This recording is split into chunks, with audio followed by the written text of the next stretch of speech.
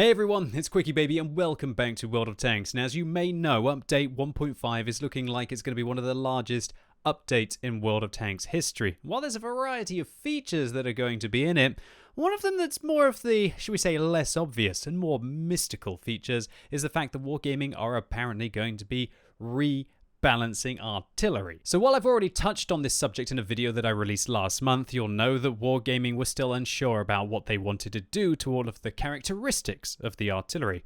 They already highlighted to us that they were going to significantly reduce the damage towards the edge of the circle, that they were planning to reduce the minimum stun duration, create diminishing returns if you're stunned multiple times without the first one running out, and allow you to kind of fight back against the stun by making super heavy spore liners more effective at reducing subsequent stuns. But at the time, Wargaming stated that they were still figuring out how they were going to change the statistics of the artillery, I guess to make up for these rather significant nerfs. And I believe that they were going to either have to increase their rate of fire, their accuracy, their aim time, because while I'll be the first to admit that artillery is incredibly annoying, I don't think anyone can say that they're kind of overpowered as it currently stands in World of Tanks. And so to flat out nerf a class which is already not in the most desirable of states seemed a bit bizarre to me. But those of you who enjoy playing self-propelled guns out there are going to be disappointed to know that I was wrong. Wargaming have no intention of actually buffing any of the correct characteristics of artillery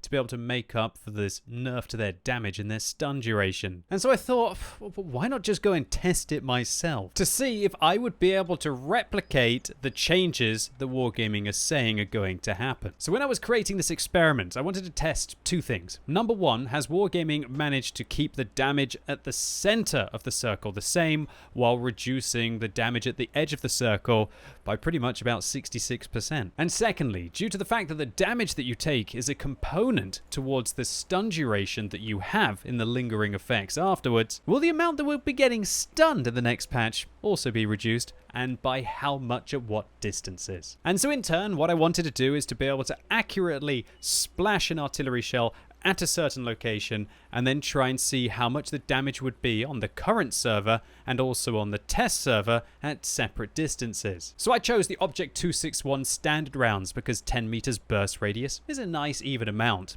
Then I wanted to try and decide what kind of distances I was going to test. And I decided a 0 meter splash, i.e. hitting a wall right next to the vehicle in question, 2.5 meters, 5 meters, 7.5 meters, and 10 meters, which should give us like a nice gradient to see how the fall off of the damage would react. But this created another problem. How do you measure 10 meters in World of Tanks? Luckily, I remembered having seen a certain iconic vehicle at the Kubinka Tank Museum in Moscow. I remember how long it was, and yeah, almost exactly 10 meters. And so like any other good scientist, if I can use a 188-ton tank as a measuring stick in a game that I play, why not, right? That'll be exactly 10 meters for our experiment. And so I reversed it into position with my good buddy Phil, thinking, oh god, what have I got myself into at this stage? And there you go. That is what 10 meters is in World of Tanks. And so we aligned up Phil at hopefully exactly 10 meters, and then I got myself into a filthy Object 261 to commence the splashing. And so after some serious faffing around, I targeted the edge of the building as closely as I could, locked my gun in place, and proceeded to shoot 3 times to be able to get an average of the amount of stun duration that the tank would take and the splash damage that the vehicle would take. With Phil, as we can see, getting progressively closer and closer and closer towards the edge of the wall. And we did this for each of the servers. We did it for the test server 1.5 and the live server 1.4.1.2, whatever patch it is right now. And so as you can see, Phil got closer and closer and closer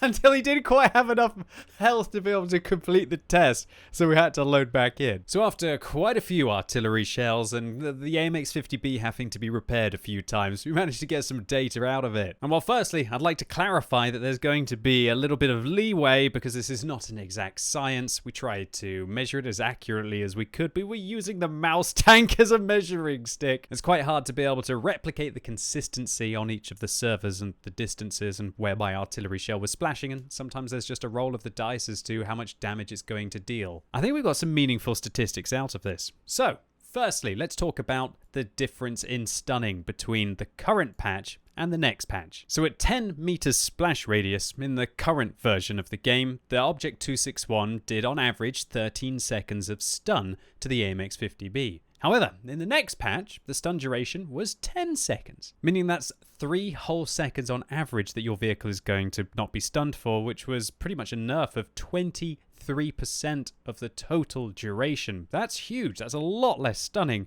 right towards the edge of the circle. Now, this can be attributed to the fact that, as I said, the amount that you get stunned is heavily based on the damage. And as I'm going to be highlighting in a second, the amount of damage that we take is significantly less, at least at the edge. So this stun duration nerf gets progressively less and less and less until it actually equalized right towards the center of the circle with 18 seconds, both in the current version and the next version of the game. And so this means that if you're an artillery player, you're going to have to try your very best to be as accurate as you can, because if you want to maintain the amount of stun that you're putting out in the current version of the game, you're going to have to get direct hits or very near misses in the 1.5 update. And so all in all, while you're going to get stunned a hell of a lot less towards the edge of the circle, while you're still going to be getting stunned just as much if they directly hit you, I think this is going to be a 10% nerf holistically to the amount of time that you spend stunned in World of Tanks, irrelevant of the fact that Wargaming are going to be adding in diminishing returns. So next up, let's talk about the damage reduction that artillery will be receiving in the next version of World of Tanks. Well, at 10 meters, the damage reduction was significant, just like Wargaming was saying with all of their charts, that towards the edge of the circle, it should go from 15% down to 5% damage, which in theory would be a 66% reduction, and holy moly, we were able to pretty much recreate that. Because the Object 261 on the 1.4.1 update was doing 64 average damage at 10 meters distance, or a mouse length as I like to call it from now on, and only 21 damage in the update of 1.5. So this is a huge reduction towards the edge of the circle, although very interestingly, this must be an exponential curve because this reduction drops off very quickly indeed. Because if we look at the splash radius of 7.5 meters, the damage has gone from 144 on average to 114 on average, meaning overall a 21% damage reduction going from this patch to the next patch. And while that's still very significant indeed, it's not nearly as dramatic as that 2/3 drop off in damage right towards the edge of the circle. At 5 meters splash distance, the average damage received by the AMX-50B was 227 on the live server. In the 1.5 update, it dropped to 188, which is a 17% reduction in the splash damage. But interestingly enough, maybe this is down to the nature of RNG, but when the splash radius was 2.5 meters, the damage was pretty much bang on with practically no difference at all. And at a 0 distance splash radius, it actually did a tiny little bit more in the next patch. But again, this 2% margin for error is nothing compared to just the fact that you're rolling a dice every time the artillery, wherever the artillery shell lands, even though we were shooting a wall to be able to minimize that impact, as well as tiny differences in where the AMX-50B was located, or maybe how it had its turret angled. Nevertheless, I think this is a very significant result, and it pretty much backs up what Wargaming were showing in their diagram. Then the next patch, you're going to be stunned a lot less, especially towards the edge of the circle, and the amount of damage that you take will be massively reduced right at the edge, decaying into about you're taking 20 to 15% less damage at a 5 meters distance.